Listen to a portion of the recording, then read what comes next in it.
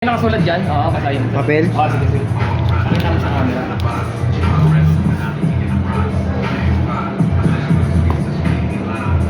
Sige sir, basahin mo sir. The name of card is Seven of Love. Seven of... Heart. Ano yung bara sir? Sige, sige sir. Ano? Sige sir. Sige, ano yung bara? Ano yung bara? Ten of heart. Mali. Mali. Mali sir, mali no? Mali sir no? Ten of heart yung pinili niya. Siya pumili nito ha. So ano nakalagay dito? Ano nakalagay? The name of card is seven of heart. Tignan mo mangyayari sir, hawakan mo lang yan. Seven of heart nakalagay no? Papahid ko to, tignan mo sir ha. Tignan mo, seven of heart. Basahin mo sir. Ten.